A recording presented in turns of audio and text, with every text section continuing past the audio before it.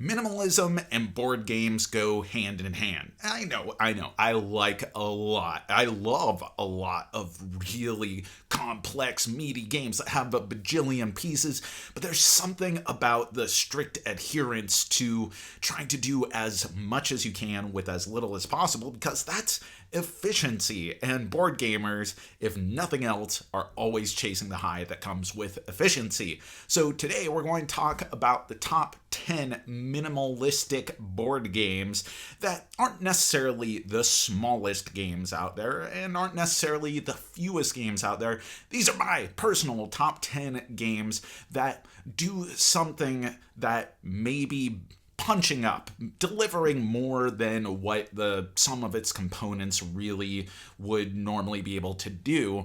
And those come in great and small packages.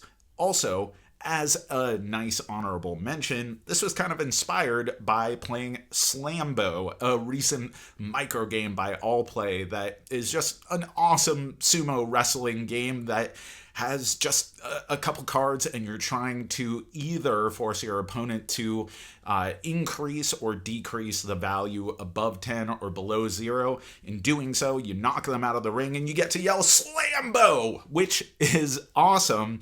And there's a lot going on under the hood of that game with extremely few components.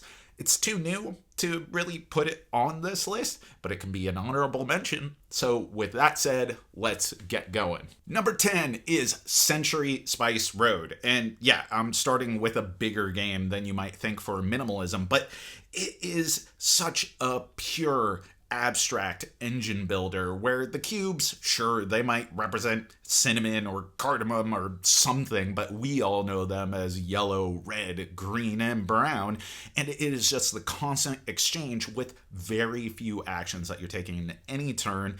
It is engine building distilled with huge opportunity costs as the inciting presence that propels you forward turn to turn to turn to turn. It's smart, it's fun, it's affordable, it feels like a robust game even though it delivers a lot with very little, and is one of the games I turn to when I think of minimalism. Number 9 is pure drafting distilled, and that is Sushi Go, which is an all-time kind of casual favorite that a lot of hobby gamers have latched onto, even if they have a preference for heavier games. And while there are a lot of drafting games out there that do some really smart things, from Red Rising to Seven Wonders as one of the classic examples, Sushi Go really hones in on that core aspect of just taking cards in order to synergize, get points, deny your opponents what they're going for, and doing it in a cute, fun, friendly, approachable way, and taking out a lot of the fluff. And in doing so, it kind of achieves just being a better game than some of its contemporaries that play in the same space. Now, if you're really adhering to true minimalism, you'll go for pure Sushi Go, which is in a very small container, but on the other hand, Sushi Go Party is what I would generally recommend, which is just pretty much the same game except better with some more options. Just very easy to change things up. Now, number 8, if Sushi Go is card drafting distilled, well, then let me tell you about Whitehall Mystery, which is hidden movement in its purest form, straight to the veins. It is not only my favorite hidden movement game of all time, but it does so with so little in the box, taking away the periphery that kind of distracts from that core cat and mouse experience that you're looking for in a hidden movement game. And yes, there's something to be said about some of these other games, including the original Letters from Whitechapel that this is a distillation of. But I think if you're looking for hidden movement, it's such a great game to introduce people to the concept, but on the other hand, it still delivers on that sort of, are they doing what I think they're doing? Or are they doing what they think that I think that they think they'll be doing? Just getting in one another's head. There's a lot of strategic meat to this game. There's a lot of meta that you can apply to the game, but the actual rules, the actual components, the actual box is a small footprint and very worth getting into. And number 7, Yeah, as far as components, it's got a lot going on for it, and there's a lot of asymmetric powers. So, I don't know. You're going to have to excuse it. But Kabuto Sumo. And I think this is minimalism just in terms of sheer concept. Like, if you are looking at this game and you realize that it is just a pushing dexterity game of discs to represent that these are obstacles in the way of bug sumo wrestlers, you're like, of course, genius. I totally get it.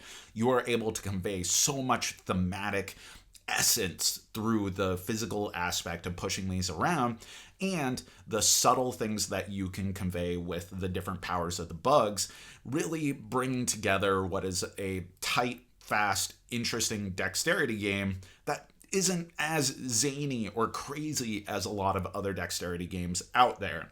Again, this is more minimalistic in concept in that it is an execution on one specific thing, even though there is a little convolution in there. Convolution? I mean, it is convoluted. Yeah, I don't know. This is a board game channel, not a grammar channel. You can check my digital review if you want more on that topic. Number 6 is Radlands, which is the best execution, in my opinion, of having the whole CCG dueler concept distilled into one single box. A very attractive, very interesting, very tactical box. Not only is it a great game, but it gives you so many options, yet you are pulling from a shared deck, a closed pool, but you have a lot of tactical meat and asymmetric capabilities at your disposal just by the nature of the forts that you set up, your bases, your health points, your the places of power, whatever you define them as. Bottom line, there is a huge number of gamers out there whose entry point into the world of hobby gaming was CCGs. I played a lot of Magic, a lot of L5R, a lot of Versus System. Oh my god, I played so many CCGs over my days, and yet, coming to Radlands, this is the only one of the sort of hobby world of board games that has managed to take such a big concept and break it into such a small, tight, lovely, efficient box. Number 5, if you thought we'd get away without having an Oink game on here, then you're crazy, because we have Drawpolter, which is another dexterity game on here, but you know how Kabuto Sumo was like, oh, this is a thinking man's dexterity game where it's not all zany and crazy. Forget that, because Drawpolter is like going into your grandma's junk drawer, pulling out some things and going, well, let's make a game out of not dropping these out of my hand. It's very hard to explain just what makes it so special and so cool, but you have a random assortment of objects, you flip a card, everyone has those same objects, and with just one hand, they're trying to drop specifically those objects. And what really makes the magic of this is your points are these little bells that go into your hand. It's connected thematically to the ghost, drop, poltergeist. It's all connected. But these bells go into your hand that then become part of the mess that you have to navigate to drop the specific things. And if you drop your point, then you lose it. And that's just a brilliant sort of rubber banding mechanic that the more points that you have, the more that you're going to have to contend with. That and the entire concept alone, and the fact that it's in this teeny tiny cute little Oink box, makes it just one of the best small concept, big execution, big fun games out there. Number 4, we're getting into the territory of some of the all-time greats, and I'm gonna have to say that Codenames is maybe the most brilliant word game that's ever existed and will ever exist. Now, there are plenty of contenders out there. There's actually a lot of really good contenders, but Codenames is popular for a reason. And part of that is because it's immediately obvious how visceral, how fun, how interesting, and how cunning the game is. And even when you fail at it, it's also kind of awesome and hilarious. Like the confidence that someone has when they're like, oh, clearly they mean this, and it turns out to be the bomb and you force your team to lose, is the best, especially when my older brother Brian does that and is so confident in the clue that his wife is giving. It's mwah. Codenames is small in concept, but delivers so many layers of nuance that you can apply to it. It's one of these games that works perfect as an icebreaker, but as you play more, you also get to add that meta juiciness to it as you get to know your opponents and partners. Number 3 is Regicide. And why is this on here? Well, the game isn't exactly super complicated, but it's not exactly super minimalistic in terms of rules. There is some, kind of esoteric rules that you have to deal with in there. But the nature of it being probably the best hobby type of game that I've played that uses just a standard deck of cards makes it something that belongs on this list, period. Add to that it's just one of the most banger cooperative games that I want to play over and over and over and over again, really helps propel it up towards the top here. Regicide is smart, it's tactical, it feels like you're really having to make interesting and often risky decisions in order to get past all the different nobles that you're trying to slay. And when you do it well and you get that precise, exact amount of damage to put that thing back on top of the deck, it's like everyone was on the same level. It's just absolute peak. And it's a game that's really hard, and you're going to lose, and you're going to want to play again and again and again. And there's something great about a game like that fits in your back pocket. Number 2 is Santorini. This is a bigger box, but it's one of those games that purports to be 30 seconds to learn and a lifetime to master or whatever, but actually makes good on that, or at least the 30 seconds to learn type of part.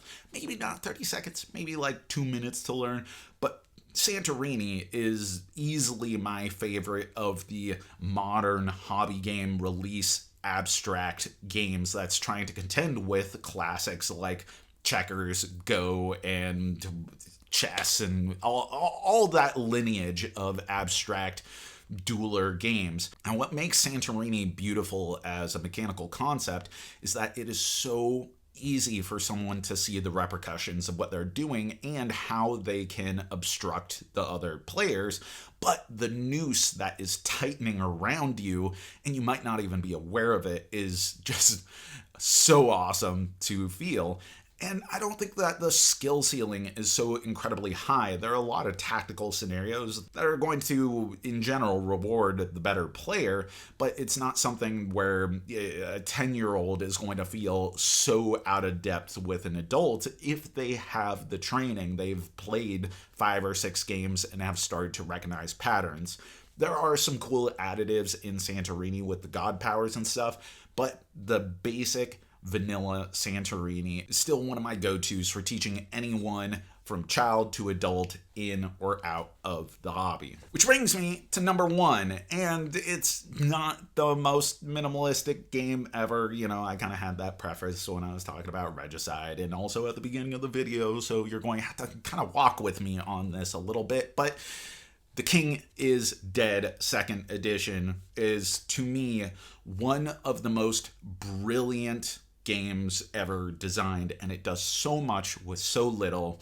It's a area control speculation game where you are shifting your alliances as you go based off of you influencing the war 3 rival factions that you're not in direct ownership of any one of those factions. You may want the Scots to win, so may your opponent, but you're going to have to think smart, take advantage of what you think your opponent is doing, and pivot constantly in order to do it well. And for so many rich tactical situations that you can get to in a game where you can only take 8 actions in the entire game, yet every single action that you take, when you play it, how you play it, is going to have so many consequences for everyone at the table. Even passing feels like a monumental decision that everyone at the table is going to be like, ooh, what are they doing over there? Passing, huh? I'm on to you. Thematically, it conveys a lot. Tactically, there's a lot going on. You can plan out your strategy from the very beginning. It's just such a beautiful design, rendered spectacularly. Even the production itself is very, very vibrant, very unique, very much its own aesthetic, bringing so much to the table with very little. Though you could argue that maybe this could have a smaller box and the board could be folded an extra time in order to fit it into a small box, and that's one area for minimalism that maybe Osprey Games will get to. But aside from that, it is my favorite game that does so much more than what you might think it is capable of doing with so little. But that's my opinion. What is yours? What are your favorite minimalistic games, whatever it is, put it in the comments below. And as always, thanks for watching, thanks for supporting, thanks for being such an awesome community. You know that I've been Jack for the Cardboard Herald.